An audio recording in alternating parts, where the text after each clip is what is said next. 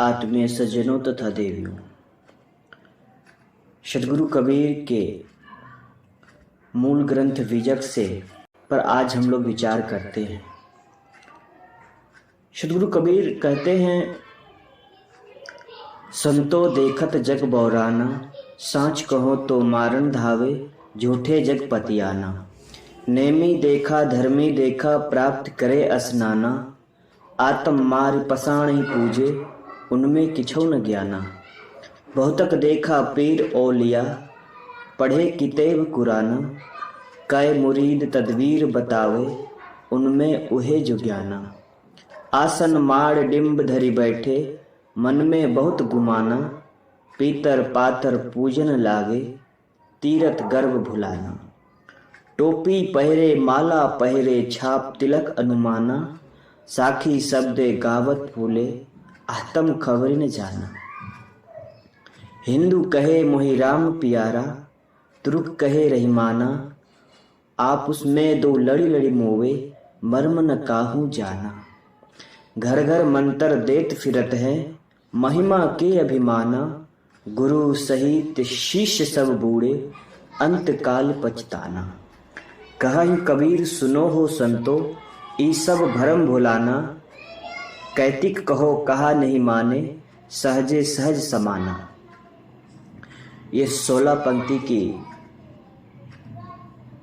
शब्द जो सदगुरु कबीर कहते हैं कि संतो देखत जग बौराना, सांच कहो तो मारन धावे, झूठे जग पतियाना।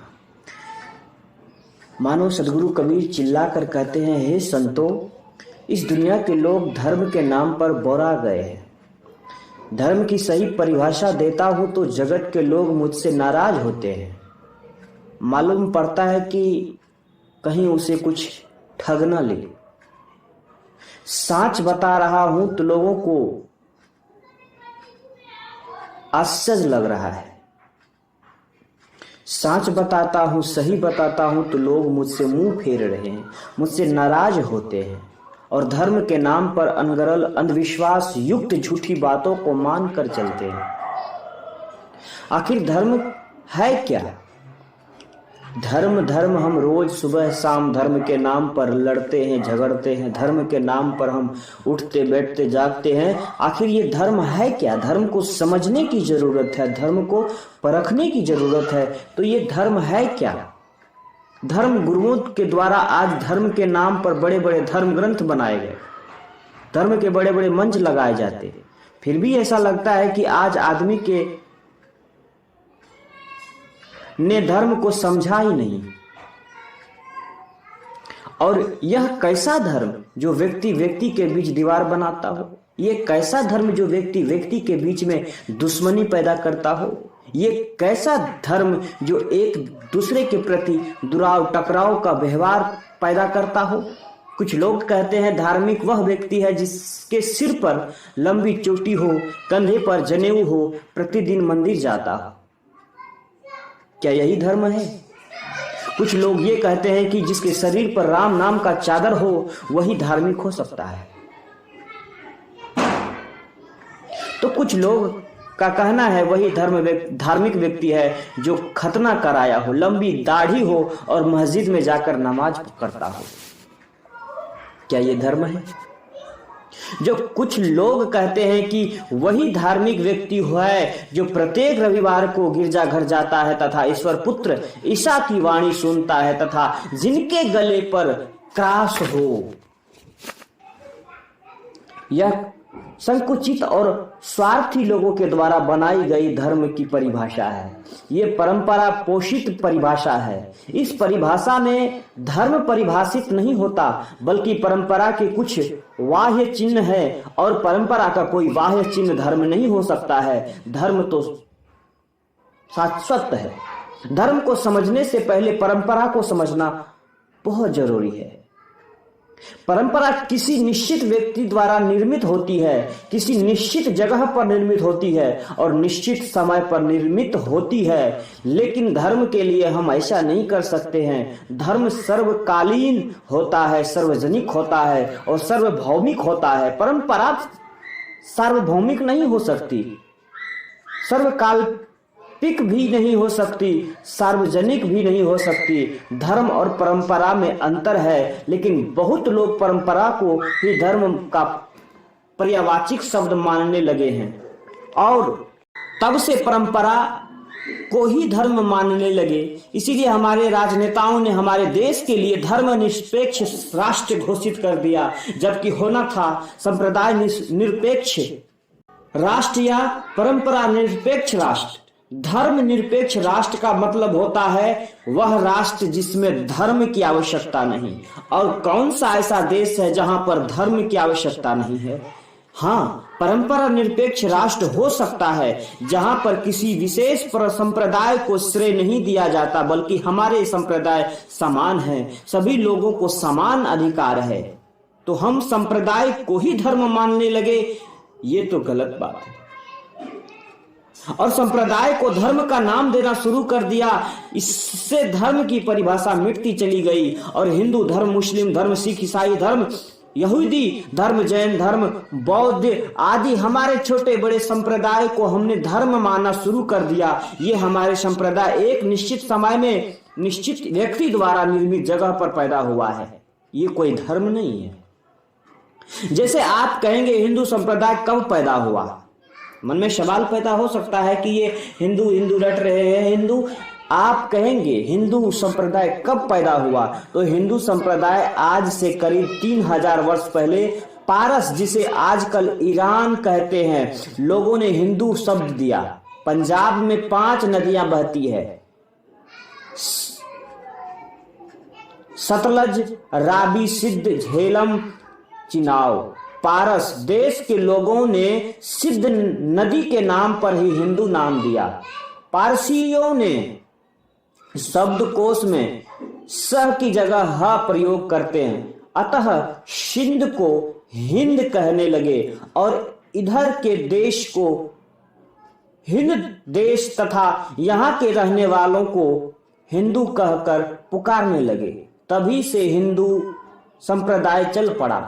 आप कहेंगे राम हिंदू थे, कृष्ण हिंदू थे, तो राम और कृष्ण भी हिंदू नहीं थे, बल्कि उनके लिए एक शब्द प्रयोग होता था, आर्यपुत्र। आपने सीरियल में देखा होगा कि उन्हें आर्यपुत्र कह के पुकारते थे। मुस्लिम संप्रदाय का जन्म कब हुआ? मुसलमान लोग कहते हैं कि हमारा तो इतने सालों का है, ये है वो है, फलाना ढिमका। नहीं, आज मैं आपको हकीकत बता रहा हूं और ओरिजिनल बात बता रहा हूं। मुस्लिम संप्रदाय का जन्म कब हुआ? आज से 1500 वर्ष पूर्व अरब के मदीना मक्का नामक शहर में मोहम्मद साहब का जन्म हुआ और मोहम्मद साहब ने ही मुस्लिम संप्रदाय की स्थापना की। फिर मुसलमान संप्रदाय प्रारंभ हुआ। मोहम्मद साहब से ही मुसलमानों की उत्पत्ति हुई है, मुसलमान संप्रदाय की। सिख संप्रदाय का जन्म कब हुआ? सिखों के पहले गुरु महाराज श्री नानक देव जी हुए, जिनका जन्म भारत के पंजाब प्रांत में हुआ, जिन्होंने सिख संप्रदाय की स्थापना की है। ईसाई संप्रदाय का जन्म कब हुआ? जब से आज से 2006 वर्ष पूर्व फिलिस्तीन के जेरूसलम नामक शहर में महात्मा ईसा का जन्म हुआ। महात्मा ईसा जिस मां से जन्मे थे वह यहूदी थे। महात्मा ईसा यहूदी थे, लेकिन कुछ यहूदियों ने धर्म गुरुओं द्वारा महात्मा ईसा को सूली पर लटका दिया गया तथा महात्मा ईसा को मानने वालों ने महात्मा ईसा के नाम पर ईसाई संप्रदाय की स्थापना की और तब से ईसाई संप्रदाय चल पड़ा। ऐसे धर्मों का लोगों ने पैदा किया, ऐसे संप्रदाय को लोगों ने पैदा किया। ये इस प्रकार हम देखते हैं कि सारे संप्रदाय किसी महापुरुष के द्वारा किसी चिन्हित जगहों पर निश्चित समय पर पैदा हुआ। जबकि धर्म का निर्माता कोई नहीं है। धर्म शाश्वत है, अनादि काल से चला आया है। धरती तल के किसी भी कोने में मनुष्य को हो, उसका धर्म एक ही होगा और वह है मानव धर्म। जो व्यवहार हम दूसरे से अपने लिए चाहते हैं वही व्यवहार हम औरों के साथ करें, और इसी का नाम धर्म है, इसी का नाम मानवता है। कुछ नई पीढ़ी के लोग पश्चात देश की संस्कृति को अपनाकर ये जरूर कहते हैं कि हम धर्म कर्म को नहीं मानते, पाप पुण्य को नहीं मानते। ऐसा कहने वाले लोगों की कोई वस्तु चिन्ह और कपड़े उतरवा लिए जाए तब वह कहेगा हमारे साथ अन्याय किया है, अधर्म किया है, पाप किया है। बाद में उन्हें दूसरों के माध्यम से लौटा दिया जाए तो वही आदमी कहेगा हमारे साथ न्याय किया है, पुण्य किया है, धर्म किया है। आधुनिकता तथा पश्चात संस्कृति के कारण मन में भौतिकता के प्रति आकर्षण पैदा हुआ। यही कारण है कि आधुनिक युग के लोगों में ऐसे विचार समय समय से पैदा होते रहते हैं। धर्म के नाम पर अंधश्रद्धा बहुत है। धर्म के नाम पर बहुत ठगे जा रहे हैं आज के भोले भाले जनता। धर्म के नाम पर भक्त इतने ठगे जा रहे हैं जिसका कोई वर्णन नहीं किया जा रहा है। सदगुरु कबीर धर्म क्षेत्र के बहुत बड़े वैज्ञानिक थे, संतों के सम्राट कहे गए। वे धर्म के नाम पर फैलाए गए अंधश्रद्धा को हरगिज स्वीकार नहीं करते थे।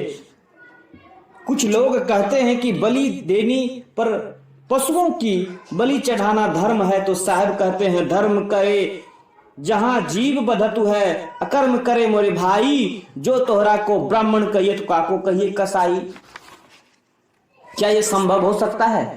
क्या आपकी मन और मस्तिष्क क्या कह सकती है कि किसी जीव की बलि देने से वो धर्म हो सकता है? वो धर्म नहीं हो सकता है। किसी जीव का हत्या करना किसी भी ग्रंथ में नहीं हो सकता है, किसी धर्म में नहीं हो सकता है। चलो धर्म मान ही लो, धर्म आप मानते हो, लेकिन कोई भी धर्म में ये नहीं कहता है कि पराये जीव को दुख तो तकलीफ तो नहीं। एक तरफ तो धार्मिक लोग कहते हैं कि कण कण में ईश्वर है, परमात्मा है, और दूसरी तरफ जीव की बलि चढ़ाते हैं। एक तरफ तो कहते हैं धरती जल तल के सारे प्राणी ईश्वर की संतान हैं, और दूसरी तरफ भेड़ बकरी ऊंट भैंस को ईश्वर के नाम पर बलि चढ़ाए जाते हैं। क्या ये सही कार्य है, सही धर्म है हमारा? वह कैसा ईश्वर हो जो प्राणी की बलि पाकर खुश होता है? हकीकत तो यह है कि आदमी जीव के वशीभूत होकर लंपट बना हुआ है, और जीव के स्वाद के वशीभूत होकर ईश्वर के नाम पर बलि चढ़ाता है और मांस स्वयं खाता है, ईश्वर का नाम लगाता है। कहीं कबीर जिभ्या के लंपट यही विधि प्राणी नरक गए। इसी जिभ्या के कारण आदमी गलत कदम उठाता है, गलत कार्य करता है और नरक में वास होता है। असलियत तो यह है कि आदमी जैसा होता है अपना भगवान वैसा भी बना लेता है। ये बड़ी विडंबना है आज की। आज आदमी जिस विचार का होता है, जिस व्यवहार का होता है, भगवान भी वही चुन लेता है। अरे बड़ा आश्चर्य लगा मुझे ये जानकर कि अब ऐसे भी भगवान पैदा ले लिए हैं जो शराब पीते हैं। अब ऐसे भी भगवान पैदा ले लिए, तो पहले से था जो मांस मछली चढ़ावा होता था, लेकिन अब भगवान ऐसा भी पैदा हो लिया जो शराब पीते हैं और शराबियों ने उसी को भगवान मान लिया। बड़ी विडंबना है भाई। सदगुरु कबीर कहते हैं माटी के करी देवी देवता काट काट जीव दैया जी। जो तोहरा है सांचा देवा खेत चरत क्यों न लैया जी। कहा ही कबीर सुनो हो संतो राम नाम नित लैया जी। जो कुछ किया हूं जिव्या के स्वार्थ बदला पराया दैया जी। ये तो चलते आया है।